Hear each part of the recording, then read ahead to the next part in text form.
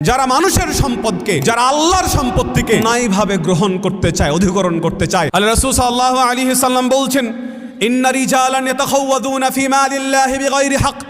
মানুষের মাঝে এমন কিছু মানুষ আছে যারা মানুষের সম্পদকে, যারা আল্লাহর সম্পত্তিকে অন্যায়ভাবে গ্রহণ করতে চায়, অধিগ্রহণ করতে চায়, অন্যায়ভাবে নিতে চায়। আল্লাহ রাসূল সাল্লাল্লাহু আলাইহি সাল্লাম বলছেন, ফালাহুমুন নারু ইয়াউমাল কিয়ামা। যারা জনগণের আল্লাহর মালকে অন্যায়ভাবে নিতে চায়, তাদের জন্য একমাত্র স্থান হচ্ছে কিয়ামতের দিন জাহান্নাম। হাদিস শরীফে আল্লাহ রাসূল সাল্লাল্লাহু আলাইহি সাল্লাম বলছেন, মা মিন আবদিন ইস্তারঈহিল্লাহ। আল্লাহ যদি কোনো বান্দাকে জনগণের দায়িত্ব দিয়ে দেন, আল্লাহ যদি কোনো মানুষকে জনগণের প্রতিনিধি বানিয়ে দেন, ইয়ামুতু ইয়াউমা ইয়ামুতু ওয়া হুয়া গাশুন লিরাইয়াতিহি। ও যেদিন মারা যাবে, ও যদি জনগণের সাথে ধোঁকা দিয়ে থাকে, ও যদি জনগণকে ধোঁকা দিয়ে থাকে, আল্লাহ রাসূল সাল্লাল্লাহু আলাইহি সাল্লাম বলছেন, হারামাল্লাহু আলাইহিল জান্নাহ। তো আল্লাহ ওই জনপ্রতিনিধির উপরে জান্নাতকে হারাম করে দেয়।